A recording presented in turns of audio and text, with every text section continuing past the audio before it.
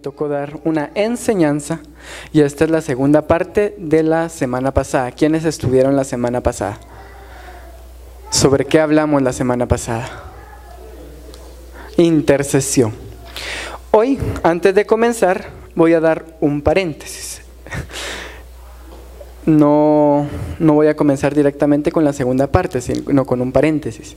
Les comentaba que la semana pasada con el pastor tuvimos un viaje a la capital. Entonces les voy a comentar sobre ese viaje. Pero antes de iniciar quiero que oremos para que sea el Señor el que sea manifiesto esta mañana y no sea yo solo soy una persona nada más, pero que sea Él el que me use, en el nombre de Jesús. Entonces vamos a orar. Padre Santo que estás en el cielo, te damos gracias, Señor, porque nos has dado un día más de vida. Te damos gracias porque hoy estamos los que debemos estar. En el nombre de Jesús te pedimos que seas tú, Señor, el que hable a nuestras vidas. Te damos la bienvenida, Espíritu Santo, a que seas derramado en este lugar y en nuestros corazones, en cada uno de los corazones, hablando tú a cada persona, aún a mí, Padre Santo, que a pesar de que yo traigo la prédica, seas tú el que nos asombre. En el nombre de Jesús, amén. Hay unos que ya saben, pero hay otros que todavía no. Hay un movimiento que se llama G45. Este movimiento dice que Guatemala es una nación oveja y que Guatemala es la primera nación oveja. ¿Qué pretende este movimiento? Que durante los 365 días del año, los 24 horas del día, hayan personas orando por esta nación, decretando y afirmando ciertas palabras. Hay decretos que ellos ya establecieron. Solo para comentarles, el remanente estuvo en oración hace 2 semanas. 2 de septiembre, así es, gracias pastor. El 2 de septiembre el remanente estuvo en oración 24 horas. A ciertas personas se nos fue asignadas ciertas horas en las cuales estuvimos orando y decretando y gracias a Dios hubo respuesta por parte de todos porque se pudo cubrir las 24 horas de oración que se nos fueron solícitas.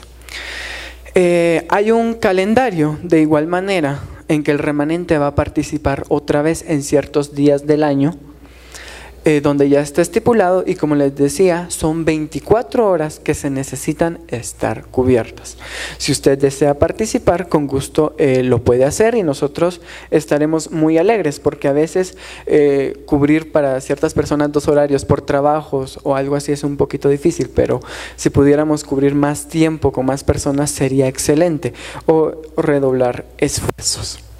Pero ¿qué es Nación Oveja? Les voy a decir, esto no es mío, esto fue lo que nos compartieron, por eso es que le decía que este es un paréntesis a lo que yo voy a predicar, que es la segunda parte de lo que estaba hablando la semana pasada. Nación Oveja, los pastores son guardadores de puertas, hay también guardadores de puertas de las naciones. Entonces, todas las noches un pastor queda encargado de cuidar durante toda la noche a todas las ovejas y a los pastores. Y al día siguiente son entregadas a sus respectivos pastores. Ellos decían sobre el movimiento que hubo también ese mismo 2 de septiembre, quienes supieron de él, hubo una marcha grande en Guatemala. Entonces ellos decían que ellos estaban esperando a 30,000 personas. Ellos esperaban a 30,000 personas. Pero como decía la profeta Helen Cohen, ellos esperaban esta cantidad de personas y es muy diferente cuando el hombre organiza o cuando Dios invita a ese movimiento. Y recibieron una visión donde iban a ser 120,000 personas. Imagínense, mucho más del 100, 200, 300% de lo que ellos estaban esperando. Y por eso decía que era muy diferente cuando Dios invitaba a cuando uno invitaba, porque hubo respuesta y esta cantidad de personas se juntó y logró marchar por una causa. Y dice que habían bastantes personas, no solo cristianas evangélicas, católicos, ateos, o sea, había de todo, marchando por una misma causa. Y creo que se le debe la gloria a Dios por eso, porque hubo respuesta de parte del Señor. Algo que ellos mencionaban que estaban teniendo en oración desde abril, si no estoy mal, si no mal recuerdo. Y qué gran, como decía la pastora Elba Raquel, qué bonito que el remanente haya sido tomado en cuenta aún más el día 2 de septiembre, el día que se movió esa marcha. Pero ¿qué es una nación oveja entonces? Mateo 25, 31, 40 decía de último: y serán unidas delante de él todas las naciones. Las ovejas son aquellas que ayudarán a la pequeña Israel, pues Jesús era judío y está hablando del pueblo Israel, que en muchas ocasiones es llamada pequeña en las escrituras bíblicas. Entonces Guatemala es una de las naciones que apoyará y que tiene el privilegio de apoyar a Israel. ¿Pero por qué?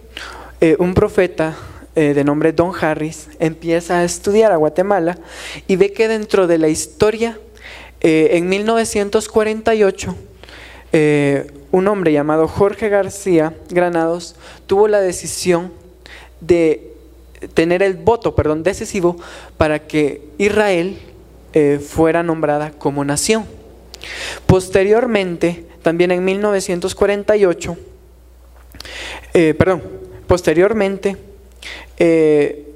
viene Guatemala y se establece acá en Guatemala el primer consulado en Israel. O sea que Israel es el primero en establecerse con una embajada en este país. O sea, somos los primeros en apoyar a Israel.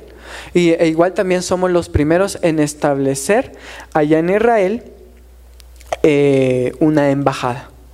Entonces, desde este punto de vista, él decía que las primeras 12 naciones en establecer una embajada en Israel serían llamadas nación oveja, y Guatemala es el que tiene el privilegio de ser el primer país. Entonces, hay características que tiene la nación oveja y se las voy a decir. Tendrá la libertad para adorar a Dios. Habrá transparencia, libertad para exponer la verdad, libertad de la justicia, cuidado de necesidad y apoyo incondicional a Israel. Usted hará una crítica y podrá evaluar cuáles ya están establecidas acá en Guatemala. Decían que Dios establece los límites de cada nación, de cada país. Y al establecer Dios los límites, le da a cierto país que se ha formado en el corazón de Dios. Y creemos que Guatemala fue formado en el corazón de Dios y fue elegido por una razón. Pero al estar tomados en el corazón de Dios, Satanás tiene un propósito ante cada una de las naciones, y es destruir a las naciones y que no busquen a Dios.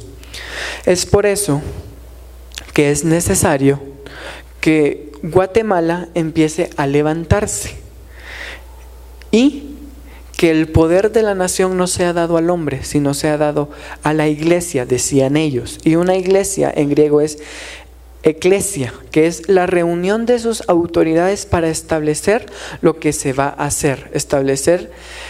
Establecen el gobierno en un lugar. Ese es el propósito, de que la nación sea dada a la iglesia. Porque sabemos que si es dada a la iglesia, no podrá estar en las mejores manos, porque sabemos que la iglesia podrá guiar a la nación porque estará encomendada a las manos de Dios. Entonces la iglesia es una iglesia entendida que es un remanente, no es a todos, sino un remanente. Anteriormente ya hemos hablado de qué es el remanente, y no es un gran amplio grupo de personas, es un pequeño grupo de personas. Entonces, esta parte es en que esta nación es adoradora en espíritu y en verdad, tiene un carácter humilde. Es un punto número 1. Punto número 2, es entendida en los tiempos. Punto número 3, es obediente a los mandatos y las estrategias de Dios. Y punto número 4, se mueve en el amor de Cristo y el amor al prójimo. Ellos hablaban que en la nación había un avivamiento. Y es que Guatemala va a tener ciertos cambios. Esta es resumidamente la visión de ellos. Esto es lo que yo entendí, les voy a compartir lo que yo entendí y mi punto de vista. Ellos están levantando un movimiento de oración e intercesión profética. Sin duda, saben que la intercesión y la oración es lo único que nos puede mantener y mantener al país. Es por eso que ellos levantan este movimiento y buscan personas, y no cualquier grupo de personas, sino porque hicieron una selección a ciertas iglesias, no eligieron a todas las iglesias. Y hablábamos con la pastora y nuevamente ella nos comentaba y decía, qué privilegio que el remanente, a pesar de ser una iglesia pequeña, haya sido tomada en cuenta dentro de este movimiento. Entonces ellos buscan orar porque Guatemala tenga un cambio, porque saben que Guatemala es una nación escogida por Dios.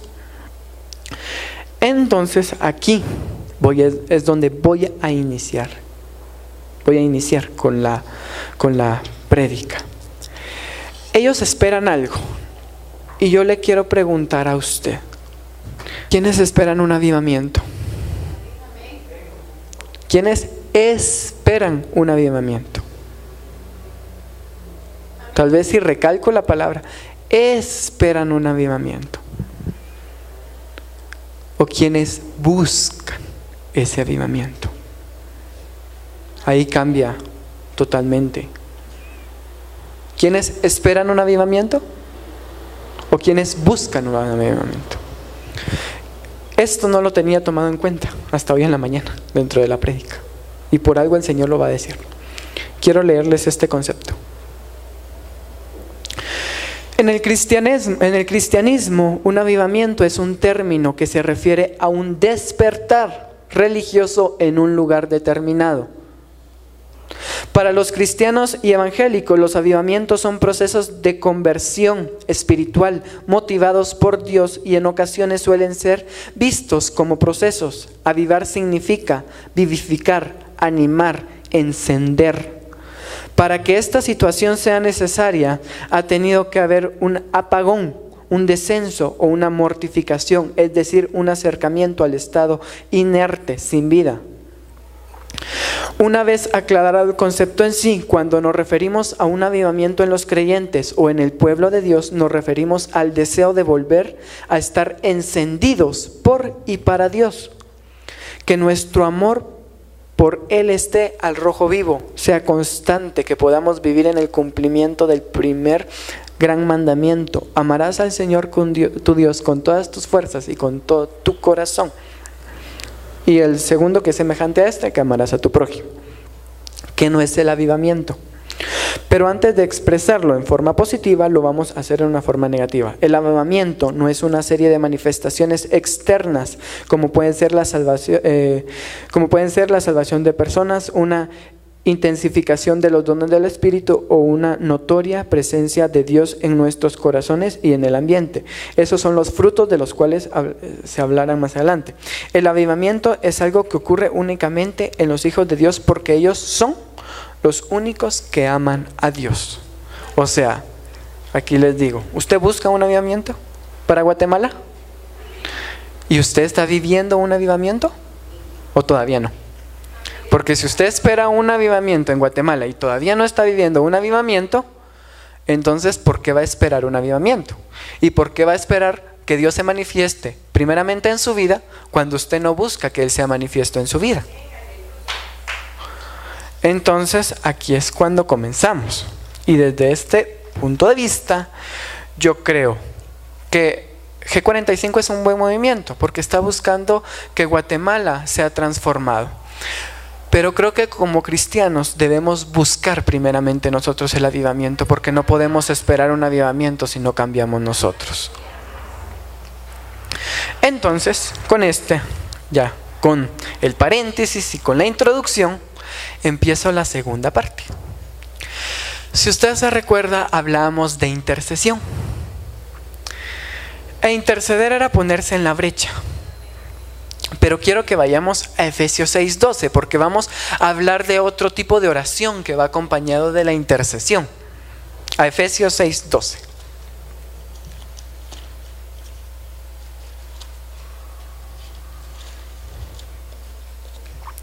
¿Ya lo tienen? Amén. Porque no tenemos lucha contra sangre y carne, sino contra principados, contra potestades, contra los gobernantes de las tinieblas de este siglo, contra huestes espirituales de maldad en las regiones celestes. Hablamos de una oración diferente, hablamos de la oración de intercesión. Quiero agradecer para los que pudieron estar el día miércoles. Logramos interceder y hacer una oración de intercesión. Y quiero agradecer por el apoyo de los que estuvieron y de los que han reconocido o están reconociendo el valor que tiene la intercesión. Pero también es necesario que el intercesor aprenda y se desenvuelva en la oración de guerra espiritual. Vamos a ver más adelante por qué. Pero dice que nuestra guerra no es contra humanos, no es contra carne, es contra los huestes de las tinieblas, contra potestades de las tinieblas. Y es importante saber que el intercesor también es un guerrero, es un soldado. No es cualquier persona. Por eso le decía la semana pasada y titulaba la prédica En busca de un valiente. Porque no es cualquier persona la que el Señor está buscando. Son personas que sean soldados, que sean valientes, que sean guerreros. Y la semana pasada y el miércoles hacíamos una oración de una manera. Iniciamos con algo y terminamos con algo. ¿Usted se dio cuenta cuando yo empecé la oración con qué iniciamos? ¿Cómo? Dando gracias. Y es aquí cuando yo voy a iniciar. Son ciertas herramientas que se van a necesitar para la oración de intercesión y para la guerra espiritual. Y es que como punto número 1, si usted lo quiere anotar, lo puede anotar. De igual manera, yo recuerdo que el año pasado, para los que pudieron estar exactamente, creo que fue hace un año, hubo un adiestramiento, podríamos decir, de intercesión. Para los que pudimos estar, yo no era parte de la iglesia, pero estuve, se hablaron muchos aspectos de intercesión.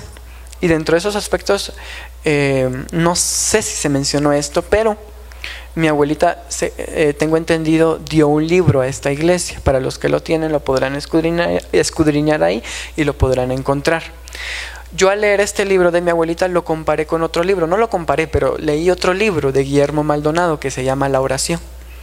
Y me di cuenta que el Señor, no es porque sea mi abuelita, le habló.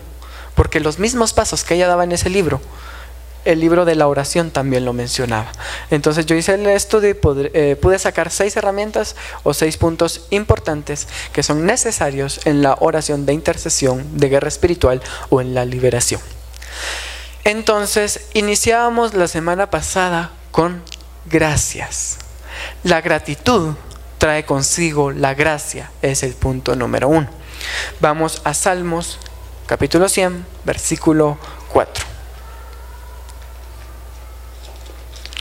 Y voy a tratar de ir un poco rápido porque el tiempo nos avanzó bastante.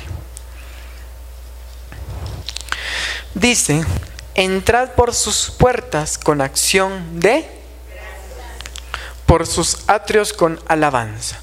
Entrar por sus puertas con acción de gracias. Entonces no lo digo yo, no lo dice mi abuelita, no lo dice Guillermo Maldonado, sino lo dice la palabra de Dios. Debemos entrar con acción de gracias. ¿Cómo inicia usted una oración?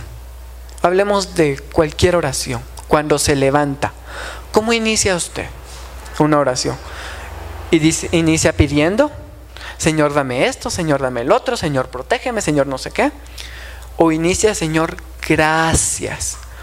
Yo aprendí esto, y cuando inicio una oración, no sé por qué, aun sea una oración muy cortita, de 2 minutos o 3 minutos, cuando me levanto doy gracias, porque dice entrar con acción de gracias, dar gracias. ¿Cuántos están agradecidos porque Dios le trajo a la salvación? ¿Cuántos están agradecidos porque hoy está usted aquí escuchando la palabra de Dios, alabando y adorando y exaltando su nombre? Porque usted tiene un trabajo, porque usted tiene familia, porque usted tiene ciertas cosas que otras personas no tienen. ¿Usted está agradecido por ello? Entonces usted debe decírselo a Dios. Usted debe entrar con acción de gracias. Por eso yo inicié la oración con un gracias. Gracias, Señor, porque tengo esto. Gracias, Señor, porque tengo el otro. Es importante ser agradecidos. Entonces este es el punto número 1. La gratitud que trae consigo la gracia. La gracia. Vamos a un punto número 2. ¿Usted se recuerda qué hice yo después de agradecer? ¿Cómo? Perdón. Cuando venimos a interceder, usted viene a pedir perdón por los demás, ¿verdad?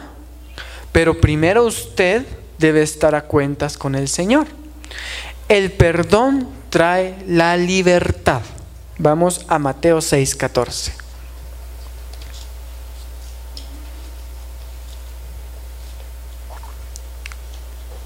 Como le digo, esta es una enseñanza. Mateo 6, versículo 14. Porque si perdonáis a los hombres sus ofensas, os perdonará también a vosotros vuestro Padre Celestial. Usted primero debe ser perdonado por Dios para pedir perdón por otros. No puede venir usted a interceder si usted no está a cuentas con el Señor. Y lamentablemente nosotros somos pecadores, ¿o no es así? O hay alguien que viva en santidad completa y que, como dijera alguien, ya debería ser canonizado porque es un santo. No, ¿verdad? Entonces es importante que nosotros aprendamos a pedirle perdón a Dios primeramente antes de pedir perdón por alguien más. Es importante que usted aprenda a reconocer sus errores. Aprenda a cerrar las puertas que están abiertas. Tal vez algún día podríamos escuchar una prédica sobre las puertas que uno abre. Es importante también no solo pedirle perdón a Dios por lo que uno ha hecho, sino ¿cuántos de ustedes le han pedido perdón a su alma? Se han pedido perdón a ustedes mismos por lo que son. ¿Cuántos se agradan en serio de lo que son y de lo que hacen? ¿Cuántos se agradan de los pensamientos que tienen? Yo a veces me desagrado y me causo tristeza porque a veces me es imposible dominar ciertos aspectos en mí. Pero ¿cuántos nos pedimos perdón a nosotros mismos por el mismo daño que nos hacemos nosotros? No a alguien más, sino lo que nosotros provocamos en nosotros. Es importante aprender a pedirnos perdón. Y es importante también saber perdonar a los demás. ¿El perdón es un sentimiento y una emoción? No, es una decisión. Yo decido perdonar. Yo decido perdonarme a mí. No es hasta que yo lo sienta en mi corazón. No, yo decido perdonar y yo entro en un proceso de perdón. Y a veces es difícil. Porque ¿a cuántos les han hecho daño? ¿Usted ha aprendido a perdonar fácil? Le voy a contar un testimonio. Hace un par de años me hirieron de alguna manera. Me quitaron algo que yo tenía. Me lo arrebataron. Yo estaba obviamente molesto con esta persona. Pero he entendido que el perdón es un proceso y que es importante en la vida del cristiano, porque como les decía, el perdón trae la libertad, no nos ata a nada. Entonces yo estaba molesto y estaba triste y decepcionado. Y vine yo y sabía que no había tenido la culpa porque era algo que me habían quitado. Pero como el Señor es tan hermoso y siempre nos va hablando, pedí perdón, aunque a veces uno no tiene la culpa, uno tiene que aprender a veces a pedir perdón. Y pedí perdón por ciertas actitudes que yo tenía. Porque sabía que mi corazón, mis actitudes se habían transformado por lo que me había hecho esta persona. Entonces vine yo y decidí escribir un mensaje. donde escribí, decía a esta persona que le pedía perdón por las actitudes que él había tenido y por lo que yo creía y todo. ¿Y sabe qué respondió esta persona? Una O y una K. Un ok. ¿Sabe cómo me sentí yo? No sabía qué hacer, pero decidí seguir buscando al Señor hasta que encontrara paz en mi corazón, porque ya había hecho un paso y llegar a ese paso es difícil, aun cuando alguien no tiene la culpa. Y es difícil hallar el perdón, pero el perdón es necesario, porque como le decía, no cualquiera puede venir a los pies del Señor a clamar por otro, pero es necesario que usted venga y pida perdón y esté libre de todo. Es punto número 2. Punto número 3, la adoración que abre la puerta. Vamos a Juan 4, 23 y 24.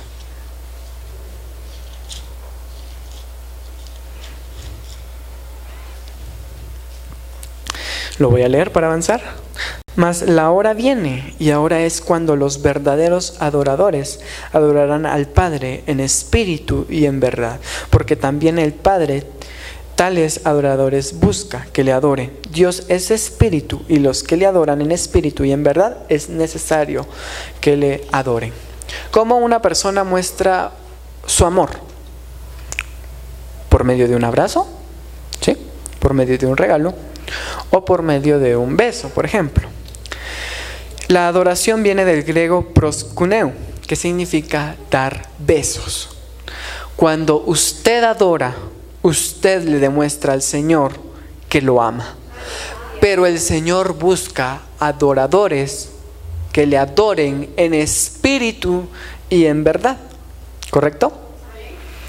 Entonces, la adoración no es que usted venga, por ejemplo, a cantar una canción, valga la redundancia, que ya esté ahí, que usted diga la letra, y hay canciones muy hermosas. Pero la adoración viene de lo profundo del corazón, del espíritu. Es cuando usted lo siente, es cuando usted le da a alguien un abrazo con tanta fuerza, es porque lo siente. Entonces, cuando usted viene y adora, es porque usted en serio está sintiendo ese amor hacia Dios y quiere que usted lo escuche. Entonces la adoración viene en el espíritu, pero para que esa adoración sea una adoración verdadera, y si viene del espíritu, usted debe ser un cristiano espiritual verdadero.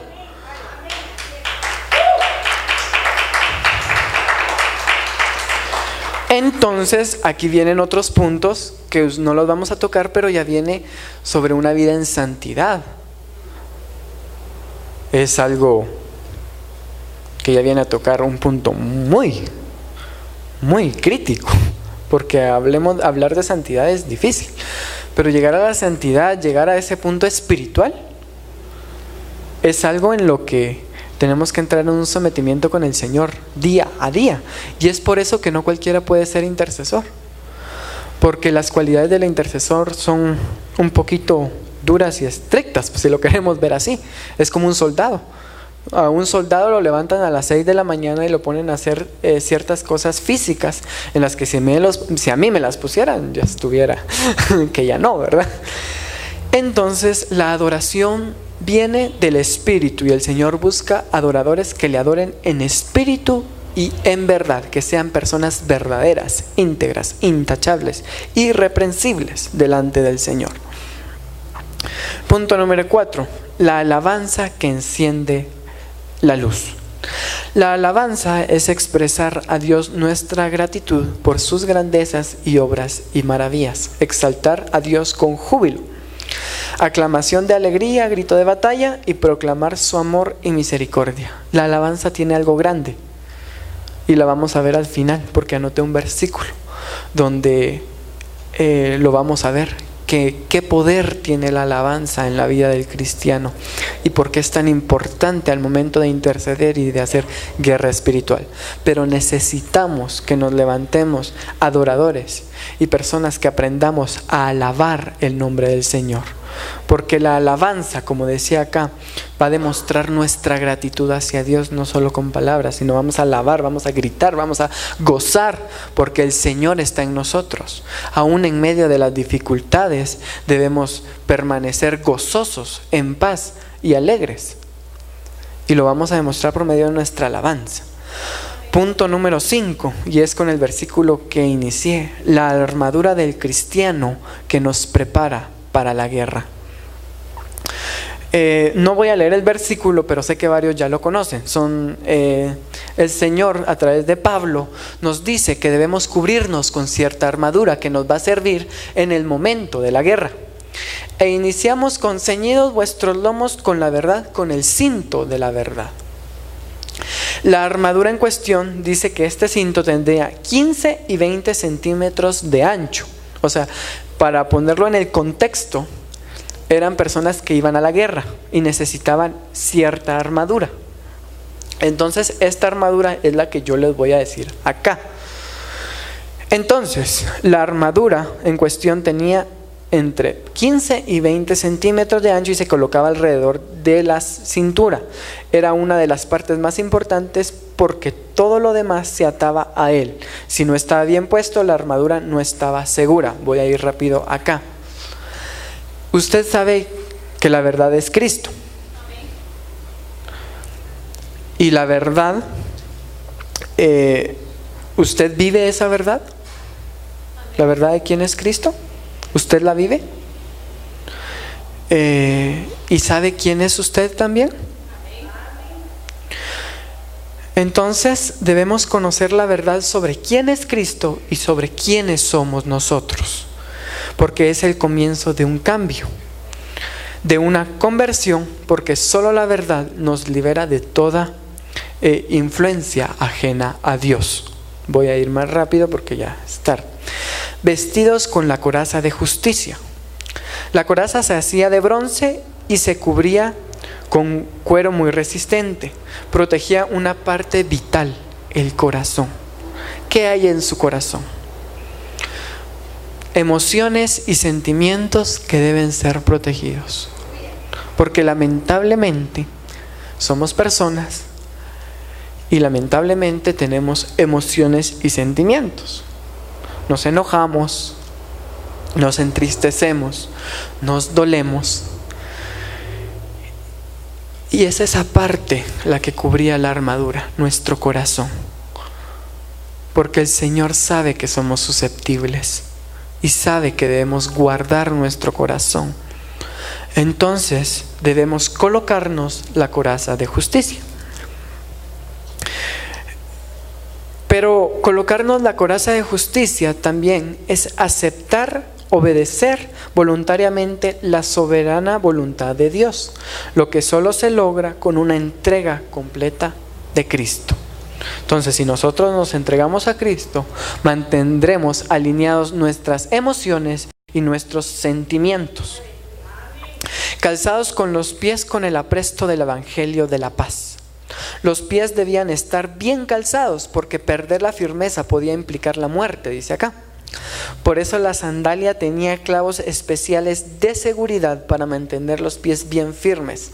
Además, era un calzado que permitía moverse con agilidad y velocidad. Pablo no solo se refiere a un evangelio de salvación, sino a buenas nuevas de paz.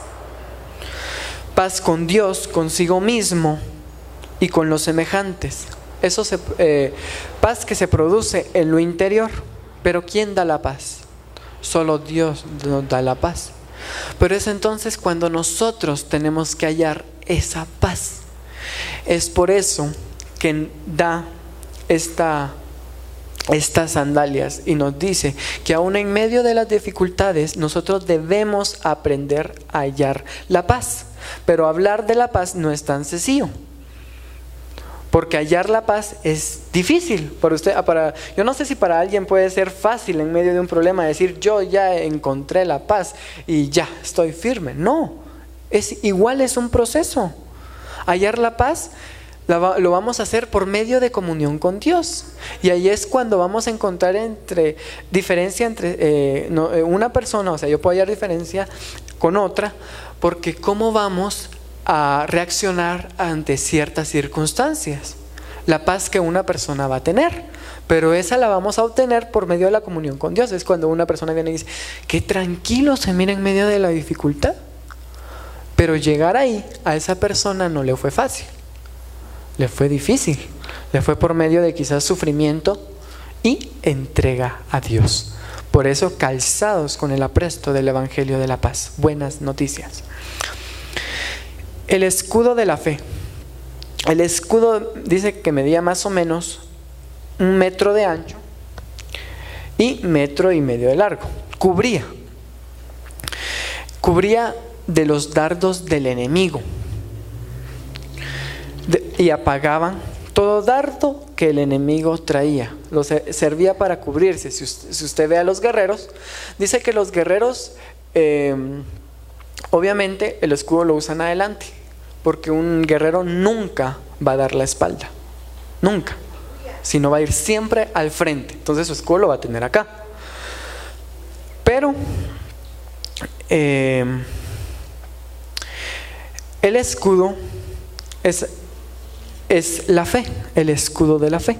Y dice que a todos se nos fue entregada una porción de fe. ¿Qué porción de fe tiene usted? Y porque dice que la fe debe ser ejercitada. Pero ¿qué apaga nuestra fe? La incredulidad, el desconocimiento de la palabra también apaga la fe. Y si el desconocimiento de la palabra la apaga, dice que el conocimiento va a incrementar también nuestra fe. Entonces evaluemos cómo está nuestra fe, porque es importante que si vamos a ir a la batalla debemos ejercitar nuestra fe. El yelmo de la salvación. Dice que el yelmo era un casco, por así decirlo, que cubría nuestra cabeza. Pero ¿qué hay en nuestra cabeza?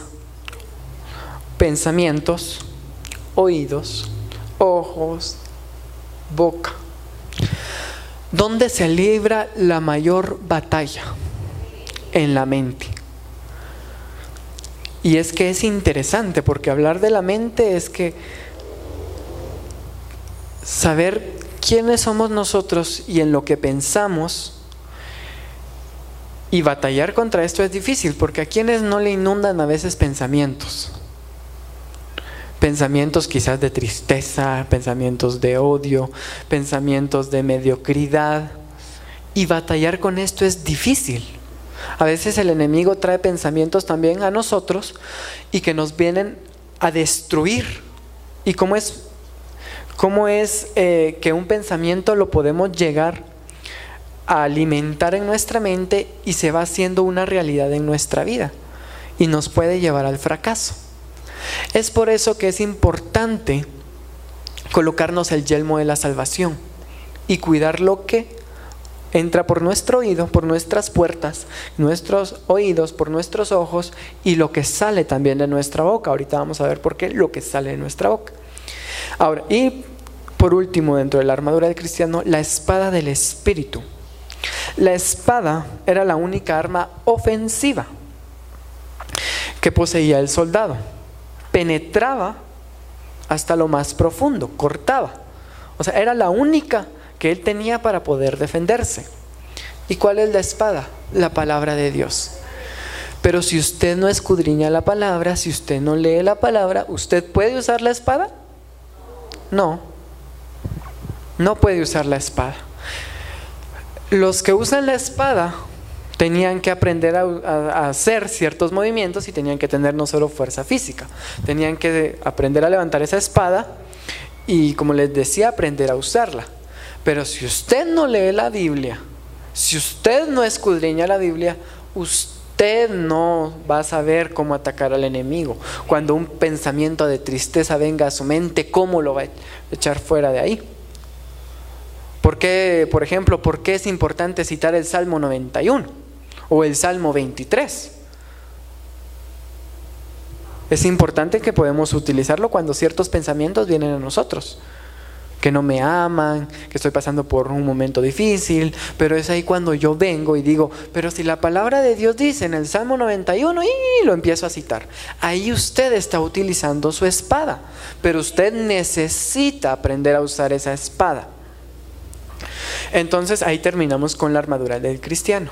Y ya para ir terminando, atar y desatar, Mateo 18:18.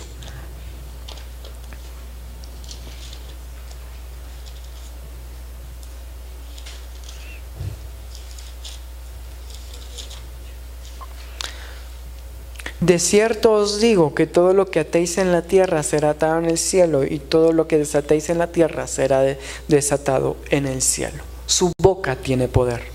Dice que está el don de la vida y la muerte. Es importante que aprendamos a atar y desatar en el mundo espiritual. Para ir terminando, quiero que vayamos a Hechos 16, 25 y 26. Yo acá ya terminé las herramientas solo para retroalimentar. Eran 6. Primero era la gratitud, la segunda era el perdón, la tercera la adoración, la cuarta la alabanza, la quinta la armadura del cristiano, que ya la desglosamos, la sexta atar y desatar. Y quiero que vayamos a Hechos 16, 25 y 27. Para mí, cuando me lo enseñaron, es algo poderoso, que he tenido la oportunidad de compartirlo. Y dice 25: pero a medianoche, orando, Pablo y Silas cantaban himnos a Dios, y los presos los oían.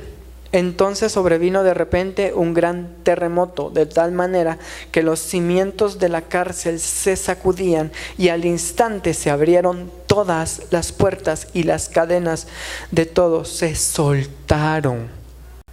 Las cadenas se soltaron, los muros cayeron por medio de la oración y la alabanza. Por eso le decía que la alabanza tiene poder, igual la oración. Por eso es que se levanta un ministerio de intercesión, porque dice acá que fue orando y alabando a Dios. Por eso yo mencioné esas características de la alabanza y la oración como herramientas, porque son importantes en medio de la oración. Es importante que aprendamos a usarlas. Intercesor, guerrero espiritual. Satanás no va a estar contento con usted. Usted va a ser muy perseguido, porque usted se está metiendo con el enemigo directamente. Usted le está declarando la guerra, porque usted lo que está haciendo por medio de la oración es que le está quitando campo, está abriendo cárceles, está rompiendo cadenas, está abriendo puertas, y el enemigo no va a estar feliz con usted. Y decía solo para valientes, porque usted va a ser perseguido. Usted va a empezar, yo no le voy a decir que le va a ir de maravilla cuando usted empiece a orar e interceder, que usted va a tener esto, que usted va a tener el otro. No, déjeme decirle que no. Déjeme decirle que va a ser perseguido, pero el Señor de todo lo librará, y usted va a ver la mano en medio de ello, porque